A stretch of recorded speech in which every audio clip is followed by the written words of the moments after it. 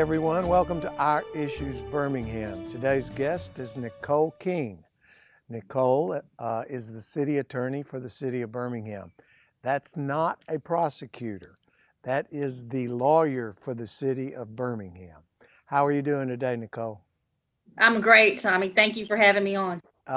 These are tough times all over our county, all over the world, well, particularly our country.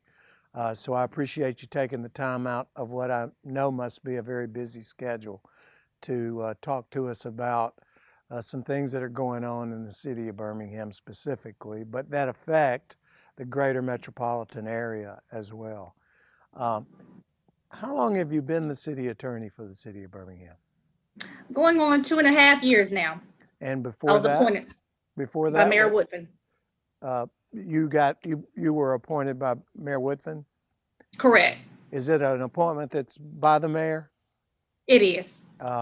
And before that, what did you do? Before that, I was principal attorney with the city of Birmingham. I have been with the city going on now 14 years. Started from the ground up. Started off as a claims administrator, was promoted to paralegal, promoted to attorney, senior attorney, principal attorney, and then the city attorney. So what aside from what's the most obvious thing going on in the city of Birmingham right now, that you can talk about if you'd like to briefly, Birmingham is still open for business, although we're under some troubled times right now. Is that a fair statement? That is absolutely fair. That is absolutely fair. And recently, the an object, a monument in Lynn Park was removed, which has created quite a controversy.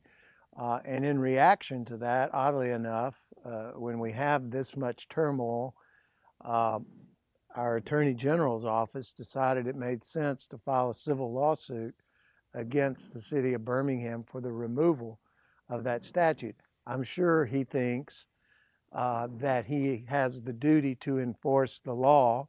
And of course, our legislative body enacted a law that protected monuments. However, he also has a tremendous amount of discretion in choosing which laws to enforce and particularly when to enforce them. Is that something your office is involved in? Yes, very much so. So, if you're not aware, once we were initially, the lawsuit was filed upon the city, there were two main issues. The first issue had to do with whether the black box that was surrounding the monument actually altered the monument. It was the city's position that it did not. The second issue was whether a monument that exists over 40 years can be given a waiver. And it was the city's position that the commission authorized by the Memorial Preservation Act did not have the authority to issue a waiver. And of course, we all know the outcome with the Supreme Court of Alabama, and the city was ultimately fined that $25,000 fine. And here we are again.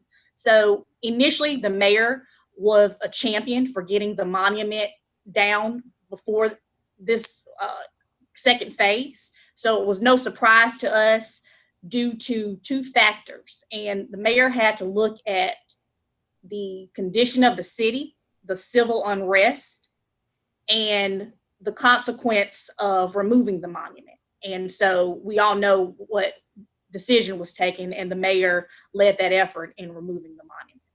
So we are currently dealing with a brand new lawsuit that's probably not even dry ink on your desk right now. That's correct. And we have, what, 30 days to respond as Correct. a city? I don't want to, you're probably still in strategy sessions on how to deal with it. Are you in any dialogue with the state attorney general's office about it? Yes, I have spoken to him personally. The city was not surprised about the lawsuit. So we are evaluating next steps. Do you foresee possibility of resolution in some fashion? I hope so. You know, compromise is always, well, I was always taught a case well settled is a case well tried. So I think it's in everyone's best interest to try to come to some resolution just for the purpose of finality, if there is such a thing. Well, and as you are aware, the mayor's main concern, Mayor Woodfin's main concern, is protecting the citizens, protecting first responders, and protecting surrounding businesses in Birmingham. And as you are aware, there is some threat. There's been bomb threats to the place where the monument was actually located. So there's a lot on the city's shoulders right now that we're evaluating. This is probably a little bit outside of your purview, but I'm going to ask you to at least speak to it. A lot of the criticism in the wake of the protests that resulted in some destructive acts by a number of individuals that started out as a peaceful protest and turned ugly. There's been a lot of criticism about the response time or the lack of response from the Birmingham Police Department. Can you address anything about that relative to what was perceived by the viewing audience as a practically no response? Was that a tactical decision, a strategic decision? Do you know? I do not know. To my understanding, there were a lot of rumors. And so that would have to be a conversation with the police chief and Mayor Woodfin. And I believe he's already addressed that publicly, that to their knowledge, there was no delay. Once they received substantiated proof that something was going on, that's when they responded. And just briefly, because we're about to cut to break, internally in the city hall where you work and where your office is, are things okay? Are people that, I'm sure they're a little bit uneasy, but relatively speaking, is there sufficient presence for you to feel safe going to work every day? Absolutely, absolutely. Of course, the mayor is aware of the outside threats. He himself has admitted publicly and openly that he has been himself threatened. I have received numerous emails. So it's an intense time, but yes, my team feels safe and City Hall is open for business and we are operating as we normally would. Well, we're going to take a short break and I want to come back and talk to you about the original reason I wanted you on the show to begin with. And that's the Drug Nuisance Abatement Act, and I never can remember those words, so I'll let you talk about it when we come back. This is Our Issues Birmingham. I'm Tommy Spina. Don't go away. We'll be right back.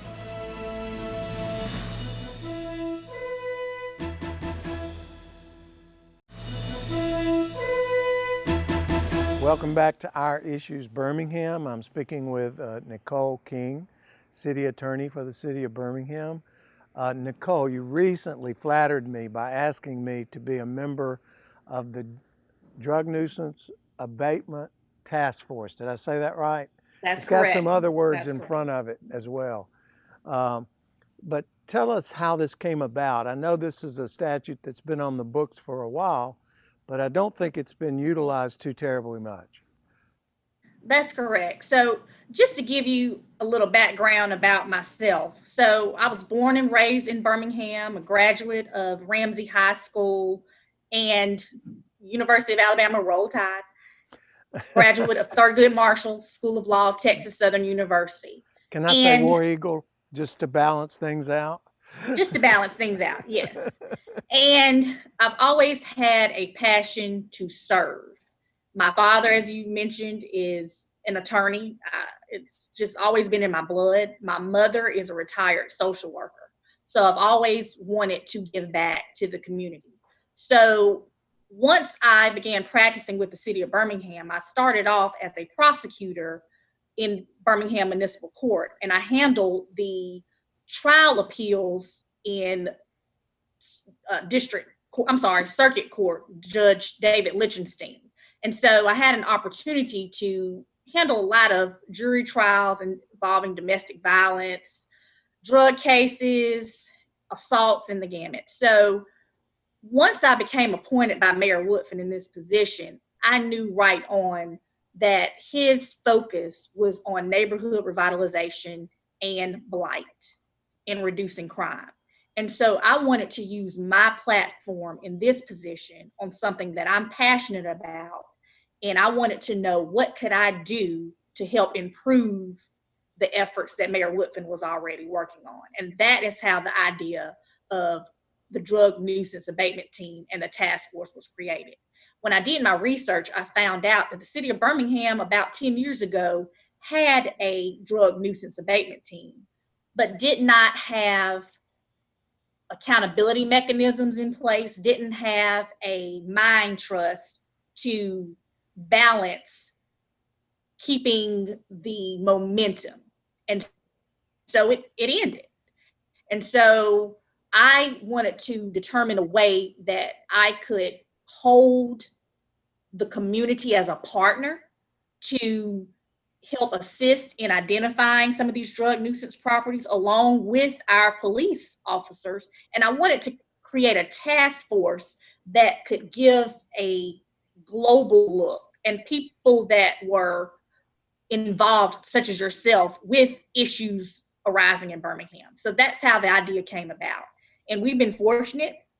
As you are aware, we had our first successful case dealing with a property off of 700 Graymont Avenue. And we have a team, and I can tell you a little bit about my team, giving you an overall look at our office. We're comprised of 3 teams: municipal court, litigation, and real estate and transactions. And that's comprised of about 44 employees. Out of that litigation team, I have created a special team designed just to handle drug nuisance abatement properties as well as nuisance properties. So we are geared up and ready to go. We've received numerous information and input from citizens about surrounding properties that have drug nuisance activity and just your regular nuisance activities of blight. And we're using the civil court on the drug nuisance side to hold these property owners accountable. Well, I think what you just said is something people need to understand, and that is, this is a civil action, not a criminal action against these property owners. So the focus is on the property owner. That's correct.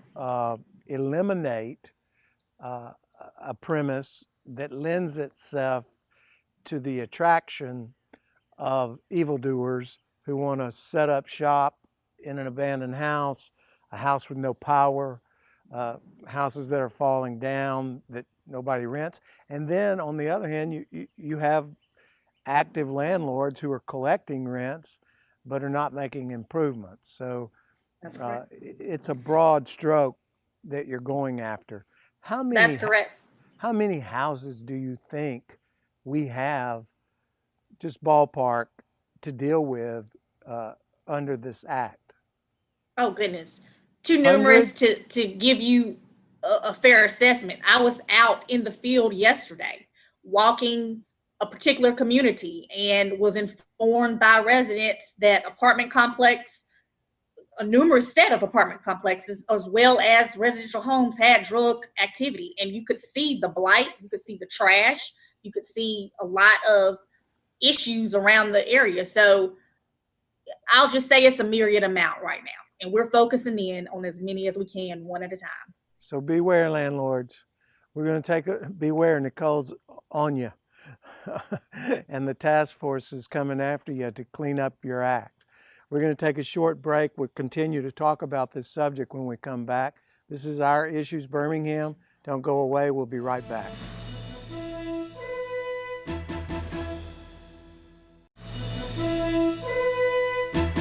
Welcome back to Our Issues Birmingham. I'm speaking with Nicole King, City Attorney for the City of Birmingham. I'm Tommy Spina.